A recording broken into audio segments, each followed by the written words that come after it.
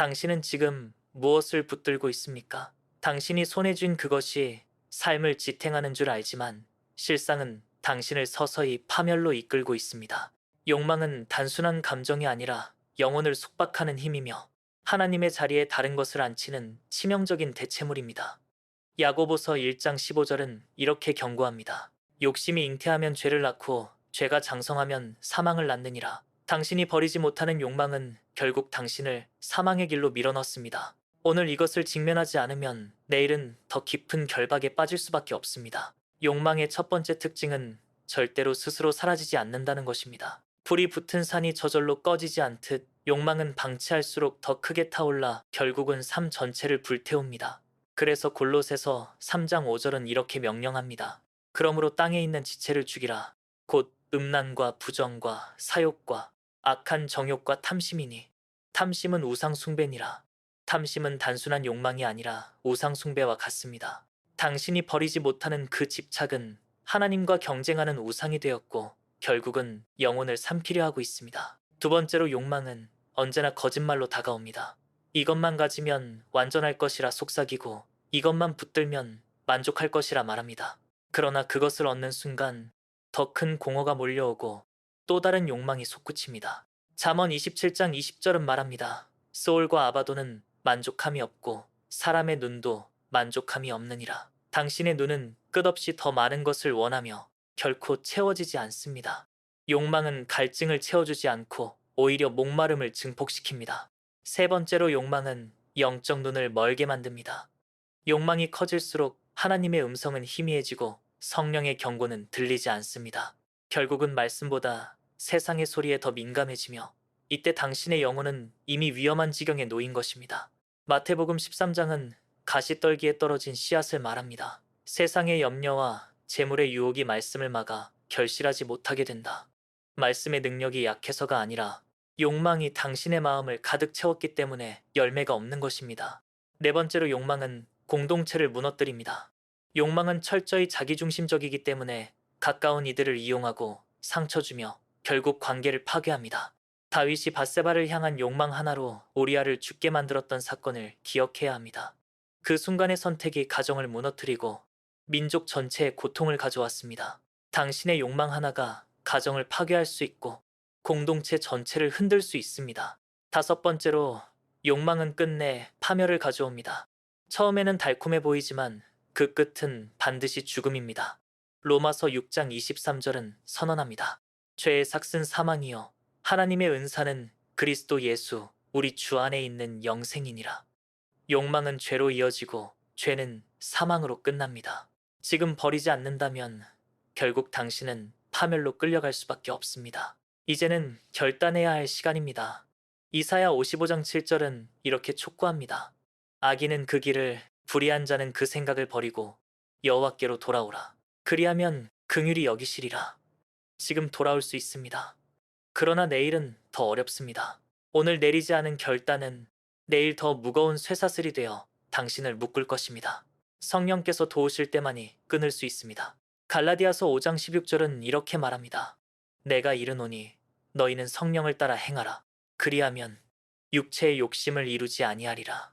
성령의 지배를 받지 않으면 욕망의 노예가 되고 성령 안에 들어가면 욕망은 힘을 잃습니다. 지금 버려야 합니다. 돈의 욕망, 권력의 욕망, 음란의 욕망, 인정받고 싶은 갈망, 그 모든 것을 오늘 내려놓아야 합니다. 그렇지 않으면 반드시 파멸에 이르게 될 것입니다. 그러나 지금 버린다면 그것은 끝이 아니라 시작입니다. 하나님 앞에 욕망을 내려놓는 순간 새로운 자유가 시작됩니다. 하나님의 은혜는 여전히 당신을 기다리고 있습니다. 선택의 순간은 지금입니다. 욕망을 붙들면 파멸로 가고 내려놓으면 생명으로 갑니다. 욕망은 언제나 은밀하게 다가옵니다. 그것은 처음부터 영혼을 무너뜨리는 큰 파괴로 나타나지 않습니다. 오히려 부드럽고 달콤한 속삭임으로 시작되어 당신의 마음을 조금씩 점령해 갑니다. 그래서 많은 사람들이 자신이 이미 무너지고 있다는 사실을 깨닫지 못합니다. 파멸의 길목에 들어선 영혼에게는 반드시 드러나는 징조들이 있습니다. 문제는 그 징조들이 너무 자연스럽게 스며들기에 대수롭지 않게 넘기고 결국 깊은 수렁에 빠진다는 것입니다. 가장 먼저 드러나는 것은 말씀에 대한 갈급함이 사라지는 현상입니다.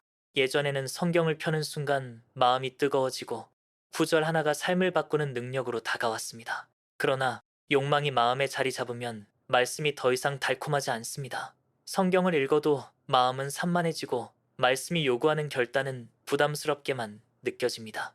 결국 성경은 점점 덮여 있고 말씀보다 세상의 소리에 귀가 더 열리게 됩니다. 이때 영혼은 이미 위험에 빠진 것입니다. 광야에서 시험 받으신 예수님은 사람이 떡으로만 살 것이 아니요 하나님의 입으로 나오는 모든 말씀으로 살 것이라 하셨습니다. 그러나 욕망이 당신을 지배할 때 말씀보다 떡을 갈망하게 되고 영혼은 영적 기근 속에 쓰러지기 시작합니다. 기도의 불도 꺼집니다. 욕망이 지배하는 순간 하나님과의 대화는 차단되고 대신 욕망을 이루기 위한 계산이 마음을 채웁니다. 과거에는 무릎을 꿇는 시간이 평안이었는데 이제는 기도의 자리가 불편하고 귀찮게 느껴집니다. 다니엘은 바벨론 포로의 상황에서도 하루 3번 기도에 무릎을 꿇었지만 욕망이 가득한 영혼은 하나님 앞에 머무를 시간을 잃어버립니다. 기도가 사라지는 것은 단순한 습관의 문제가 아니라 영혼의 호흡이 멈추는 것과 같습니다. 호흡이 끊기면 몸이 죽듯 기도가 끊기면 영혼은 서서히 죽어갑니다. 욕망은 양심을 마비시킵니다. 처음에는 작은 죄에도 두려워 떨던 사람이 이제는 죄를 아무렇지 않게 받아들이기 시작합니다. 양심의 경고는 점점 들리지 않고 죄를 합리화하며 자신이 여전히 괜찮다고 속입니다. 디모데전서 4장은 양심이 화인을 맞아 감각을 잃어버린 사람들을 언급합니다. 욕망은 바로 그렇게 양심의 불도장을 찍어 감각을 마비시키며 죄를 죄로 느끼지 못하게 합니다. 당신이 지금 과거보다 죄에 더 둔감해졌다면 그것은 이미 욕망이 당신 안에 깊숙이 뿌리내린 증거일 수 있습니다. 이 상태는 반드시 관계의 파괴로 이어집니다. 욕망은 철저히 자기중심적이어서 타인을 사랑하거나 섬기게 하지 않습니다. 오히려 주변 사람을 이용하거나 도구처럼 취급하게 합니다. 가정에서 사랑은 사라지고 공동체에서 신뢰는 깨지며 결국 고립이 찾아옵니다. 창세기에서 가인은 자신의 제사가 받아들여지지 않자 분노에 휘둘려 아벨을 죽였습니다. 그 뿌리는 단순한 질투가 아니라 인정받고자 하는 욕망이었습니다. 욕망은 반드시 관계를 해치고 결국 자신조차 파괴하는 방향으로 흐릅니다. 가장 심각한 징조는 하나님의 경고조차 들리지 않게 된다는 사실입니다. 설교를 들어도 마음에 와닿지 않고 성경을 읽어도 아무 감동이 없습니다. 오히려 하나님의 말씀이 불편하게만 다가오고 때로는 귀찮게만 느껴집니다.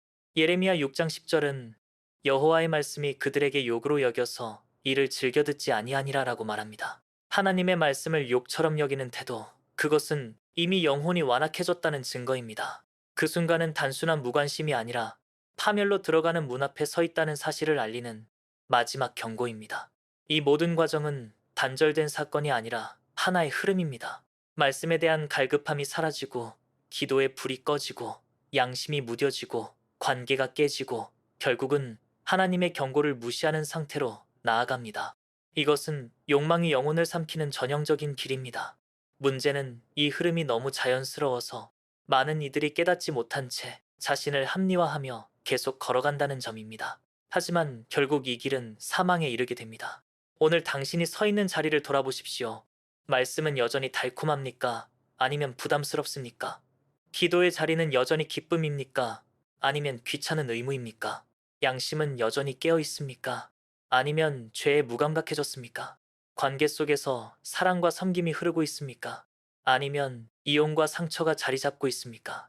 하나님의 경고가 마음을 흔듭니까? 아니면 아무런 감각도 일어나지 않습니까?